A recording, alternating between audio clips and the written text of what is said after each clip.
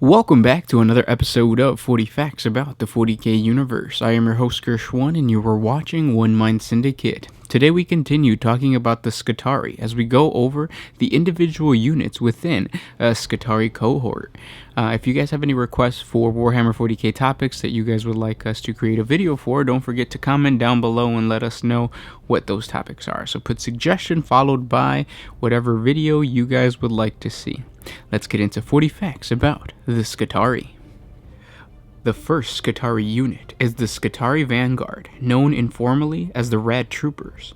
They bring the baleful touch of the Tech Priest to the far corner of the galaxy. They fight in the most inhospitable conditions possible. For over the many civil wars waged by the cult Mechanicus, the Vanguard have learned not only to endure baleful energies, but also to weaponize them. Such a high volume of radiation bleeds outward from the Skitarii Vanguard's war gear, and even to stand nearby is to become weakened and fatigued. For non-Skitarii to be stationed in the same barracks is a death sentence. The Vanguard themselves are theoretically safe inside their war plate, but on a rare occasion, these warriors unscrew their helmets. The sight of their missing teeth and hairless, sore-pocketed skin tells the awful truth. Though Vanguard Troopers' signature Rad carbines slowly kill their wielders, their effect upon those struck by their bullets is 100 times worse. Should enough hyper-irradiated shots penetrate its target, the secondary effect of the Rad volley becomes amplified to the point where not even a Tyrannid could possibly survive. Because of this, the Skitarii Vanguard are assigned to the most hazardous war zones the galaxy can afford. They bear this duty stoically and in solemn silence, fighting to the last in the name of their inhuman god.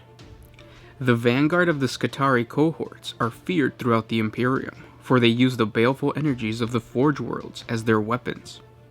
Equipped with back generators that bleed potent energy byproduct, these Omnissian martyrs are so saturated in radiation that even to approach them is to succumb to their peculiar curse. Their barrack carbines fill the air around the foe with harmful emanations, corrupting the atmosphere itself, even as they punch hyper-radiated shots into the flesh of their victims. Should their foes survive the worst of the shooting, critical levels of radiation poisoning may still be achieved by the very proximity of the Skitarii Vanguard, who will look on in silent interest as an enemy that thought the worst was over stumbles, chokes, and dies.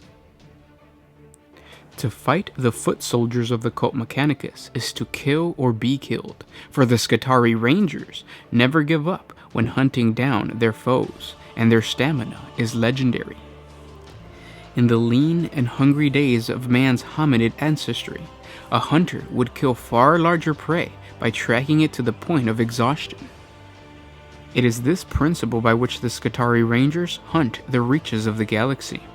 Once the Rangers have dispatched, they will home in on their quarry at a slow but relentless pace. At first their victims, ranging from pirate bands to Xenos war hosts, slip the net of Skitarii gunfire easily enough. If they flee far enough, solar months will pass, even standard years, long enough that the terror of the initial engagement is all but unforgettable. All the while, the Skitarii Rangers march in silence, unstoppable lockstep through trenches and ruins, their noose closing a little tighter every night. Just when their quarry assumes itself safe, a constellation of blue will-o'-the-wisps appear on the horizon. Almost unnoticeably, it grows closer and closer, and then darkness lights up with blazing gunfire. The Skitarii, for whom the engagement never ended, close in again and again until the deed is done. Where the Tech Priests are hunters of knowledge, their Skitarii Rangers are hunters of sentient creatures, the enemies of the Omnissiah in particular. These unstoppable cyborgs do not rest until the bloody deed is done, for they are driven ever onward by the imperative to locate their foes and ensure their destruction. They do this not in drop pod strike launched above, nor by sudden teleportation into the midst of the enemy, but by stalking their quarry over the course of weeks or even months until it can run no more. Once the designated target is in their crosshair, The air fills with a thump and crackle of galvanized weaponry, even as the Skitarii continue their relentless advance. The stink of electrocuted corpses is never far behind. This is an excerpt from a Skitarii ranger. Rytrikos Forgrido shivered with religious ecstasy as his brain recalibrated into war mode. The Xenos usurpers were ahead, turning at the forest's mist-shrouded edge and coming in hard on their anti-gravity jet bikes. Less than 6 seconds away, thought Forgrido. Plenty of time. Engage, stagger line, said the Skitarii Alpha. His squad took pre-assigned positions, each ranger's non-spherical aura buzzing with ballistic screeds. Umbilicals of Benheric Cant rose invisibly from their antennas to the masters high above, and from there to Holy Mars. It was a humbling thought. At Forgrido's clicking command, his men opened fire. Their bullets ricocheted from Eldar jet bikes in bursts of electricity. The airs filled with hissing discs as the aliens returned fire. Time slowed for Forgrido, his mind turning to a liquid bliss as the Omnissiah's grace flowed through it. With a single bolt of energy from his arc pistol, he turned the incoming stream of disc shurikens to ash. As one, his men raised their rifles, tracked their target for a microsecond, and loosened shots in quick succession. The Eldar riders tumbled smoldering from their saddles, their jet bikes careening wildly away. Task complete, said Forgrido as he marched onward. The rust stalkers of the Skitarii legions fall upon their foes in a slashing, stabbing frenzy. Their transonic blades blur as they dart and cut like the weapons of gladiator knife fighters. The deadly resonance they transmit bypasses armor, as it is often no more resistant than a hologram. The Rust Stalkers were originally devised as cybernetic assassins sent into the Red Planet's waste to hunt down feral servitors and other undesirables excommunicated from the cult Mechanicus. They proved so effective at their task that they were repurposed and militarized into groups known as Killclades. Since that day, they fought on the front lines of the cult Mechanicus' many wars. The weapons of the Rust Stalkers are the sinister examples of the Adeptus Mechanicus' mastery over the laws of physics. They emanate a strong, sick hum that plays on the soul. When these horrible devices are put to use, their sonic fields swoop across a variety of wavelengths until it finds the right molecular frequency to simply pass through whatever armor their foes are wearing. The gory results, though they take a second or two to manifest, are considered by the tech priests to be well worth the wait. So lethal is their offshoot of sonic technology that the tech priests have refined it into many different forms. These range from stiletto-swift razors to the much-feared Cord Claw, a needle-fingered gauntlet capable of turning a man's flesh to quivering mulch. Sicarian Rust Stalkers are stick-thin assassins driven to a bitter murder lust by the mutilation of their former lives. Known as shivs to the soldiers of the Astra Militarum due to their shivering, blurring appearance of their transonic weaponry, the Rust Stalkers dart across the battlefield at daunting speeds and fight with a frantic energy. One who witnesses a pack of these metal-limbed killers attack might initially see these blows rain from carapace armor or layered ceramite with transonic shrieks. A few heartbeats later, their enemies suddenly seem to disintegrate, hack limbs from limb in showers of blood, as the kneeing blades of Rust Stalkers locate the armor's resonance frequency, and their wielder howls in triumph.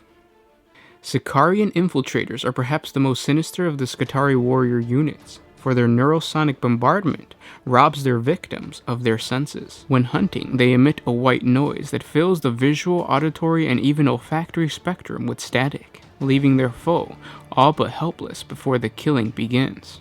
Tall and slender, Sicarian Infiltrators pick their way across the battlefield with the stilted grace of spear-fisher birds. We're not always this way, for each Sicarian is far from whole, not in spirit nor in body. As with their Rust Stalker brethren, every Sicarian was once a warrior of the Skitarii, who in pursuance of the cult Mechanicus agenda was blasted limb from limb, extensively burned or otherwise dismembered. during the data harvest at battle's end. If these fallen are judged still to fit in the service of the Omnissiah, they are not incinerated, but instead taken back to the augmented slabs. There, they are given a new lease on life by the addition of slender but powerful metal limbs. Technically speaking, all the Magibiologists require to create a Skitarian is a head, a torso, and some limb stubs, though a detachment from emotion and a knack for inspiring fear is vital for best results. An infiltrator can bypass enemy defenses with ease, though his ability owes nothing to stealth nor skill. Instead, it hinges upon the potency and variety of the disruptive wavelengths they broadcast through their dome helms and jutting antennas. When the infiltrator approach, their prey's every sensory apparatus is bombardment by overwhelming stimuli. Boxcasters howl with anguished feedback, while vid screens crash with fuzzing static. Yet this crippling assault is even more effective upon natural senses than artificial ones. Ears ring with cruel noise, eyes water and turn red, and the taste of burnt metal fills the mouth. It is all the infiltrator's victims can do to remember how to breathe. As their prey clamps hands over bleeding ears and screws shut bloodshot eyes, the Skitarian infiltrators simply walk into point-blank range and open fire. This sensory assault, though broad in spectrum, is calibrated precisely by the tech priest sanctioning the dispatch of these assassins. Those Skitarii sent to fight alongside the infiltrators are given null codes that transmute these frequencies used into harmless song.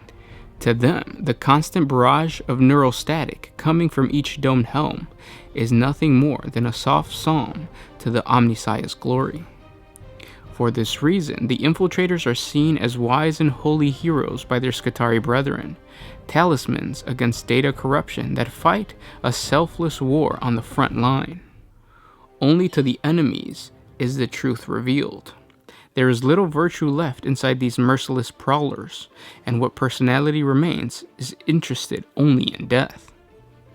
During the Great Crusade and the Horus Heresy, Protectors were a type of Skitarii comprised of genetically enhanced humans drawn from the Adeptus Mechanicus menial underclass, who served as the personal bodyguards, law enforcement officers, and fighting force for the high-ranking adepts of the Mechanicus. They were often tied to the service of a specific forge city on Mars or one of the other forge worlds.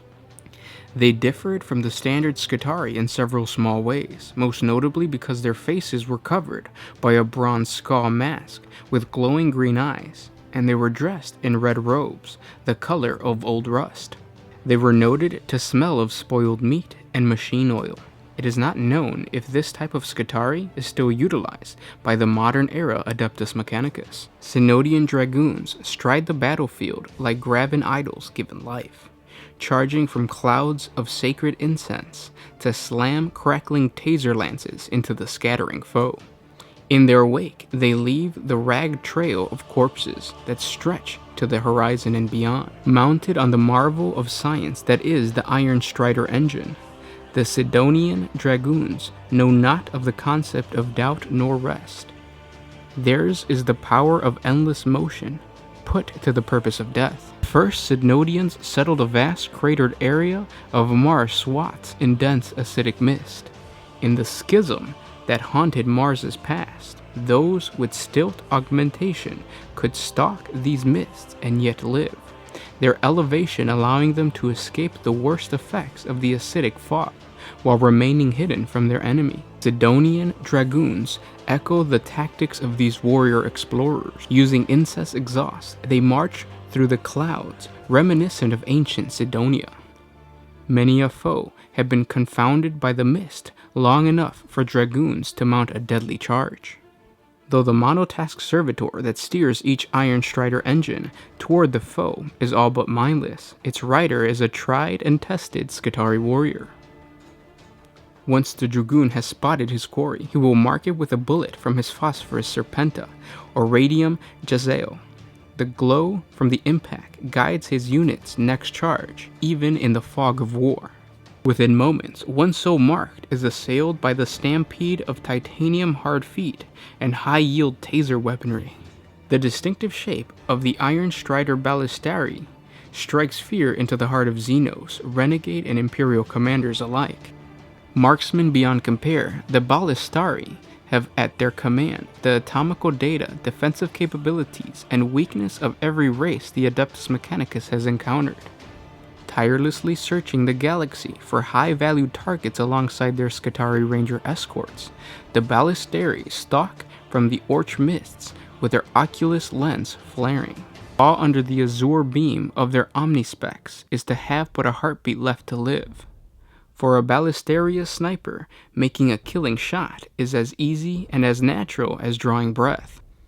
Iron Strider Ballistarii are mounted upon the same long-legged combat walkers as their Sidonian Dragoon counterparts, able to walk the most hostile of terrain for years on end without rest. The monotax servitor charged with the duty of steering the Iron Strider is often the first component to fail, its long-suffering body finally wheezing its last breath.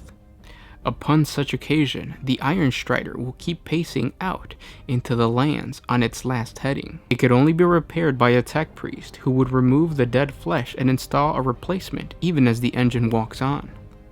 The Strider will later be returned to duty as if nothing had happened.